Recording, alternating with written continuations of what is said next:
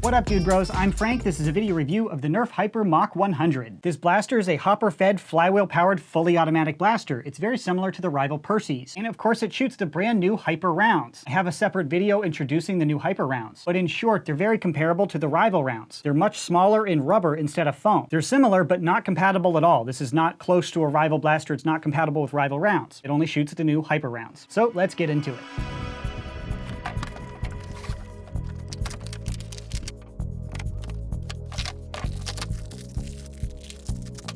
Included is the blaster, 80 Hyper rounds, safety glasses, and the instructions.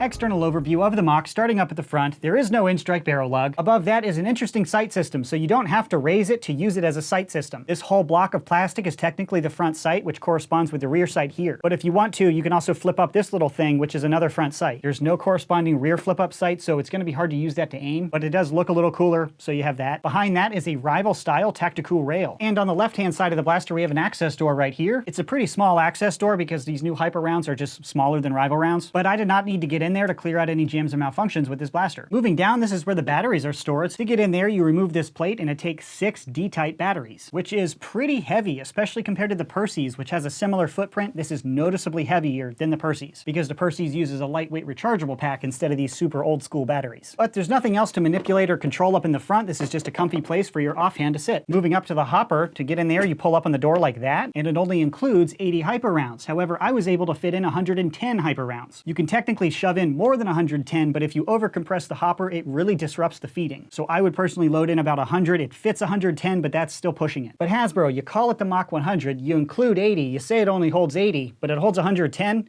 What's even going on? But moving on, loading a hopper is just like loading a rival hopper blaster. You just dump balls right on in there. And they sell these little Hyper canisters. I would highly recommend you purchase at least one of these. This canister is not shaped like a circle, it's an oval, which matches the hopper door. It's easier than using your hands or even a paintball hopper. This is pretty solid. But using this, you can just dump your balls in like that. Again, a capacity of about 100 rounds, 110. Once you're loaded up, you shut that and you're ready to go. When you look through the hopper, you can see the loading and feeding mechanism. It's very similar to the rival hopper-fed blasters. It has an agitation system that's just like the rival blasters and a conveyor belt system that's just like the rival blasters. And just like when you're shooting the rival hopper-fed blasters, you should shake this blaster around to make sure it feeds consistently. And when I say consistently, I mean relatively consistently. This is not a very consistent blaster at all, but you'll see that in the firing demo. Moving on with the overview down to the trigger. This has a flat-facing trigger just like the other Hyper blasters, just a stylized thing. It's not better or worse. Only present on the left-hand side is a safety. This is a mechanical safety that physically prohibits you from striking the rev trigger or the trigger. And below that is the rev trigger. Being flywheel powered, you just hold that for a moment before you fire. The ergonomics of this grip are pretty unique. It doesn't feel like a rival blaster or even like the other Hyper blasters because they don't have rev triggers. This one does. So it's a really big fat rev trigger, but it has this little block down here. So it's a little bit uncomfortable. I'm super picky when it comes to grips. I'm sure most of you will be fine on it, but it's really not my favorite. If it were only as heavy as the Perses, I don't think it would be a big deal. But as I've mentioned before, when you make the blaster super heavy, the ergonomics of the grip become that much more important because it's more weight that's jutting into your hand in an uncomfortable way. But it is an oversized grip that's more in line with a rival blaster than an elite blaster, so it's not alienating to an older, more mature hand. And below the grip is another tactical rail. Now, it wouldn't make sense to put a bipod or an optic down there, but this little canister has an attachment mech built into it, so you can just pressure fit this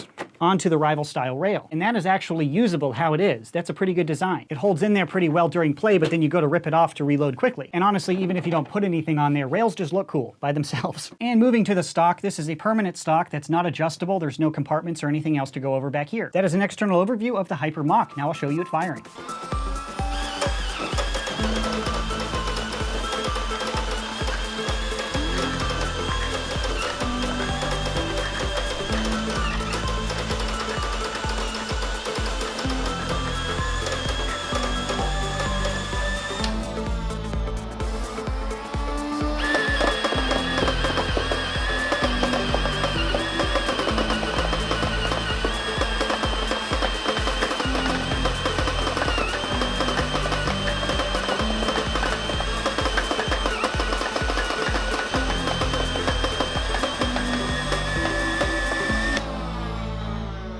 That is the firing of the Hyper Mach. As you can see, incredibly inconsistent feeding. It's like a variable rate of fire that's outside of the user's control. Sometimes it takes a second for this conveyor belt to take a round that's somewhat in the rear to the front. I complained about consistency with the rival Perses when that came out, but this blaster is much worse than the Perses. The Perses is manageable when you have a hopper extension and you really pay attention to it. This, even if you're paying 100% attention to it, there's no guarantee of consistent rate of fire. And the precision or the accuracy out of the Mach is much less than the Perses. I wouldn't say it's terribly inaccurate compared to like a Nerf Elite blaster, but compared to rival, it is inaccurate. The Perses pretty much shoots a laser beam of rounds. This is more like a full auto shotgun in a way. It kind of sprays them all over. So that is the firing analysis. I also put the Mach up on my chronograph. And with the included Hyper rounds achieved an average velocity of 110 feet per second. Currently, Hyper shoots between 100 and 115 feet per second, so 110 is pretty good, and that shoots faster than all of the rival blasters. But it's too early to assign an official average or par to the Hyper series. That is the objective information I can provide on the Hyper Mach. Now to my personal opinion. Overall, I'm a little bit disappointed in the Mach, mostly because of the inconsistent firing. It's a little frustrating to not know if you're about to shoot, and you have to wait a second, then it'll cut back for a moment. It's just really inconsistent and not predictable. We might just be spoiled because the Prometheus, Perses, and Nemesis run relatively smoothly. Of course, that is when you're shaking the hopper with those blasters, and with the Mach, you do have to shake it to make sure the ammo is feeding correctly. But even when you're paying 100% attention to it, it still doesn't work perfectly, which is just a little bit frustrating, and for me, that was kind of a deal breaker. You can call me super picky, but when I pull the trigger, I want something to fly out of my barrel. So I personally will not be fielding the Mach. I would prefer the Perses with the out-of-darts hopper extension. Similar firepower, but it feeds more reliably, and it's much lighter and more ergonomic. Without the batteries, the Mach is a pretty comfortable blaster, but because it has 6 D-type batteries, it's tremendously heavy, and this grip isn't perfect. If it were lighter, the grip would be good enough, but after just a few minutes, it just becomes a little uncomfortable on this firing hand. But for the right nerfer with the right playstyle, the Mach could be an effective blaster for sure. About 100 round capacity, over 100 FPS chrono velocity, it is quite a performer. But when you compare it to the Perses with an out-of-darts hopper extension, it's just no contest. I'd pick the Perses all day. But a lot of my hesitation with the Hyper blasters is in the round, not necessarily the blaster. Rival rounds are just so awesome, I don't think anybody complained about them. I'm not really sure what